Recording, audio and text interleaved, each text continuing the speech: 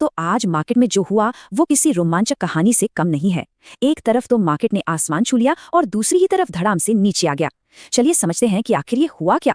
तो तारीख थी 5 जनवरी और निफ्टी ने तो कमाल ही कर दिया। 26,373.20 ये वो नंबर है जिसने इतिहास बना दिया। मार्केट अपने ऑल टाइम हाई पर था। मतलब माहौल एकदम जश्न का था। लग रहा था कि अब तो सब रॉकेट है। लेकिन असली कहानी तो यहीं से शुरू होती है। सोचिए, अगर मार्केट ने अपना सबसे ऊंचा लेवल छुआ तो फिर दिन खत्म होते होते वो लाल निशान में यानी लॉस में कैसे बंद हुआ? ये वो सवाल है जिसने सबको चौंका दिया। अच्छा, तो जरा इन नंबर्स को देखिए। एक तरफ है दिन का हाई, मतलब एक नया रिकॉर्ड 26,373.20 और दूसरी तरफ है क्लोजिंग 26,250.30 यानी 78 पॉइंट्स नीचे।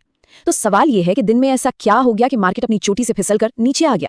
तो इस गिरावट के पीछे कौन था? चलिए सबसे पहले उन बड़े नामों को देखते हैं, उन हैवीवेट्स को जिन्होंने मार्केट को नीचे खींचा। और ये रहे वो बड़े खिलाड़ी, HDFC bank, Reliance industries, Infosys, HCL tech, Tata consultancy services और बजाज फाइनेंस। ये सब आप जानते हैं ब्लू चिप स्टॉक्स हैं, मतलब मार्केट के सबसे बड़े और सबसे भरोसेमंद नाम। अब इनका वजन इंडेक्स में इतना ज्यादा होता है ना कि अगर इनमें से कुछ भी गिर जाए तो वो पूरे मार्केट को अपने साथ नीचे ले आते हैं। बिल्कुल वैसे ही जैसे किसी नाव में एक तरफ ज्यादा वजन रख दो तो वो झुक जाती है। पर सवाल तो अब भी वही है कि ये बड़े बड़े स्टॉक्स आखिर गिरे क्यों? क्या सिर्फ लोगों ने अपना प्रॉफिट निकाला? नहीं, वजह सिर्फ इतनी सी नहीं थी। असली कारण तो 7 समंदर पार से आया था। एक ऐसी खबर जिसने इन्वेस्टर्स के दिलों में डर पैदा कर दिया। और वो वजह थी अमेरिका से आई एक चेतावनी थी भारत पर टैरिफ यानी इंपोर्ट ड्यूटी बढ़ाने की। अब देखिए, जब भी दो बड़े देशों के बीच ट्रेड को लेकर टेंशन बढ़ती है ना, तो उसका सीधा असर शेयर मार्केट पर पड़ता है, क्योंकि सबको डर लगने लगता है कि कंपनियों का प्रॉफिट कम हो जाएगा। एनरिच मनी के CEO पोनमुडी आर ने भी यही कहा। उनके मुताबिक प्रेसिडेंट डोनाल्ड ट्रंप का ये बयान कि वो इंडियन इंपोर्ट्स पर टैरिफ बढ़ा सकते हैं, इसने ग्लोबल मार्केट में एक तरह की बेचैनी पैदा कर दी। मतलब इन्वेस्टर्स थोड़ा सहम गए। और कहा तो ये भी जा रहा है कि ये सब भारत के रशियन तेल खरीदने से जुड़ा हुआ मामला है। और अब यहाँ एक बहुत ही दिलचस्प बात सामने आती है। ये जो गिरावट थी ये सिर्फ भारत में ही क्यों हुई? आप देखिए, हमारा निफ्टी तो 0.30% नीचे था, लेकिन जापान, साउथ कोरिया, शंघाई जैसे दूसरे बड़े एशियन मार्केट्स वो सब हरे निशान में बंद हुए।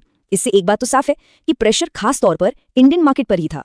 लेकिन रुकिए, कहानी अभी खत्म नहीं हुई है। इसमें एक और ट्विस्ट है। जहां एक तरफ पूरा बाजार नीचे जा रहा था, वहीं कुछ ऐसी कंपनियां भी थीं जो ऊपर चढ़ रही थीं, क्योंकि मार्केट आप जानते हैं कभी भी एक तरफा नहीं चलता। ये देखिए मार्केट के अंदर की असली रस्साकशी। एक तरफ HDFC बैंक और रिलायंस जैसे हैवीवेट्स नुकसान में थे, तो दूसरी तरफ टाटा स्टील, हिंदुस्तान यूनिलीवर और भारत इलेक्ट्रॉनिक्स जैसी कंपनियां फायदा कमा रही थी। इससे ये पता चलता है कि बुरे से बुरे दिन में भी कुछ ना कुछ अच्छा करने वाले सेक्टर्स या स्टॉक्स मिल ही जाते हैं। तो आज के इस पूरे उतार चढ़ाव से हम क्या सीख सकते हैं? चलिए इसे कुछ आसान पॉइंट्स में समेटते हैं। तो आज की बड़ी सीख क्या है? पहली, हमेशा बड़े स्टॉक्स जो हैवीवेट्स हैं उन पर नजर बना के रखिए, क्योंकि कुछ ही कंपनियां पूरे मार्केट का मूड बदल सकती हैं। दूसरी, ग्लोबल न्यूज को कभी नजरअंदाज मत कीजिए। अमेरिका में हुई एक बात का असर सीधे हमारे मार्केट पर हो सकता है, जैसा हमने देखा। और तीसरी और सबसे जरूरी बात, गिरते हुए मार्केट में भी हमेशा कुछ विनर्स होते हैं। हमेशा ऐसे स्टॉक्स या सेक्टर्स होते हैं जो उल्टी दिशा में दौड़ रहे होते हैं।